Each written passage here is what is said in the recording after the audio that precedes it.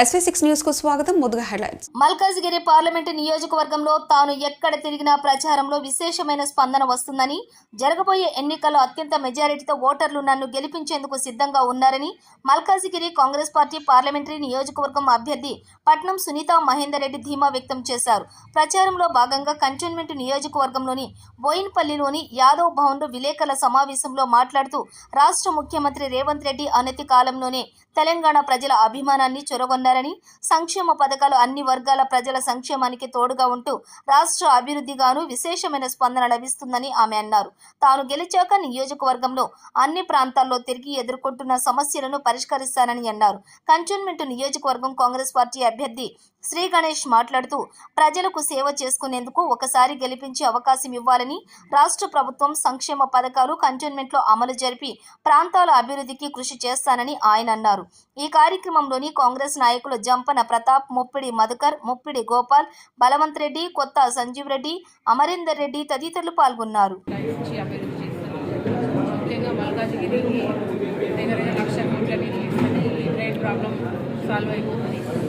LB నగర్లో మహేశ్వరం ఇబ్రాహీంపట్నం నుంచి neighbouring మండలం నుంచి వర్షం పడ్డప్పుడు అక్కడ నుంచి ఎల్బీ నగర్ ఏరియాకి నీళ్ళు వచ్చి మొత్తం జాగ్రత్త అక్కడ ఇళ్ళకి నీళ్ళు వస్తున్నాయి కాబట్టి అది పెద్ద ప్రాబ్లం ఉంది, మెయిన్ ప్రాబ్లం. అక్కడ నుంచి మళ్ళీ ఇక్కడ వేరే మేడ్చల్ ఏరియా కానీ అక్కడ గ్రౌండ్ వాటర్ లేక నీళ్ళ ప్రాబ్లం చాలా ఉంది.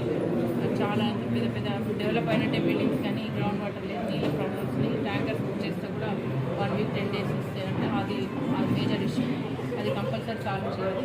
అక్కడ కూడా నిధులు కేటాయించాల్సిన అవసరం ఉంది. ఇంకా ఇక్కడ కూడా కంటోన్మెంట్ సంబంధించిన నాకు ప్రపోజల్స్ రిప్రజెంటేషన్కి ఇవ్వడం జరిగింది. అక్కడ కూడా పెద్ద ఎత్తున నిధులు కావాలి, 40-50 crores కావాలి కంటోన్మెంట్ సంబంధించి. అవి కూడా త్వరలోనే శాంక్షన్ ఇస్తామని ముఖ్యమంత్రి గారు తప్పకుండా పెద్ద ఎత్తున నిధులు తీసుకొచ్చి శాంక్షన్.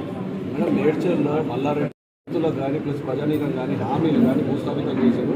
ఈ కాంగ్రెస్ ప్రభుత్వం మీద మొత్తం ప్రజలకి వ్యతిరేకత ఉన్నది. వీళ్ళకి రేపు బుద్ధి చెప్తారు.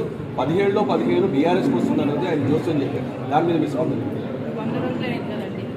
100 రోజులలో ఇంప్లిమెంటేషన్ ఎంత కష్టకాలంలో అప్పుల పాలైన తెలంగాణని గౌరవ ముఖ్యమంత్రి రేవంత్ రెడ్డి గారు ఉచిత బస్సు పెట్టి ఇంకా మహిళలకి గ్యాస్ పథకము 2500 మహిళలకి మహాలక్ష్మి స్కీమ్ ద్వారా ఇంకా 30,000 మందికి ఎంప్లాయ్మెంట్ ఇవ్వడం అనేది మామూలు విషయం కాదు. గత ప్రభుత్వంలో ఎంప్లాయ్మెంట్ చాలామంది రోడ్ల మీద పెళ్లిళ్ళు కాకుండా తిరిగిన సందర్భాలు మనం ఎంతో చూసినాము.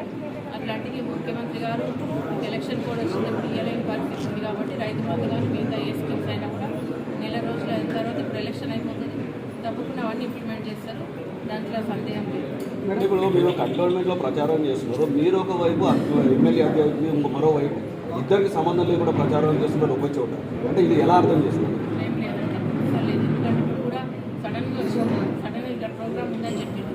ఇద్దరం కోఆర్డినేషన్తో ఉన్నాం. అట్లా లేదు అట్లుంటే సేమ్ పార్టీలో ఉన్నాం. అట్లా ఎట్లుంటుంది ఇంపార్టెంట్ అదేదో అట్లా కాదు. ఆయన చేసినా నాకే ఎఫెక్ట్ అవుతుంది, నేను చేసినా ఆయనకి ఎఫెక్ట్ అవుతుంది. కాబట్టి ఏరియా మొత్తం అలాంటప్పుడు మీరు కొన్ని సందర్భాల్లో అసహనం వ్యక్తం చేశారు కూడా ఆరోపణ. ఇప్పుడు ఆయన ఎమ్మెల్యే క్యాండిడేట్ పెద్ద ఫోటో వేసుకోవాల్సింది కంపల్సరీ.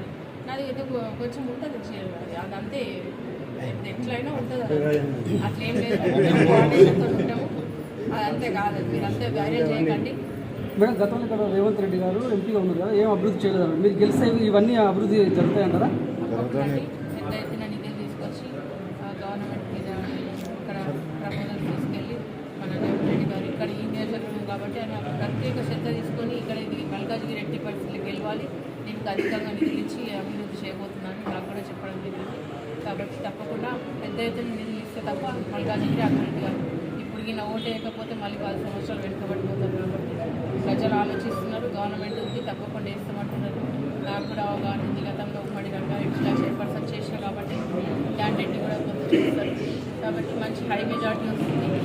ఇట్లా మీకు సందేహం అవ్వాల్సిన అవసరం లేదు. మేడం, దేశంలో కాంగ్రెస్ పరిస్థితి అధ్వానంగా ఉంది. కాంగ్రెస్కి ఎందుకు ఓటేయాలంటే ఏం చెప్తారు? దేశంలో ఎందుకంటే మార్పు వస్తుంది, చాలా మార్పు వచ్చింది. చాలా మార్పు వచ్చింది. మీరంటే కాదు, మీరు గ్రౌండ్ వర్క్ చేయండి, గ్రౌండ్ లెవెల్ వెళ్తే తెలుస్తుంది. కాబట్టి కాన్స్టిట్యూన్సీ లెవెల్ రిపోర్టర్స్ ఉన్నట్టున్నారు, గ్రౌండ్ లెవెల్ కింది స్థాయిలో తెలుస్తుంది.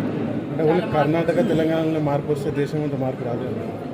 దేశంలో వస్తుందంటే చాలా చేంజెస్ వస్తున్నాయి. ఇప్పుడు మొన్న కూడా కేసీఆర్ వస్తున్నారు, వచ్చిందా? కాంగ్రెస్ వచ్చింది కదా, ఇప్పుడు కూడా అదే పరిస్థితి అవుతుంది చూడండి. ఇక్కడ కంటోన్మెంట్లో డబుల్ బెడ్రూమ్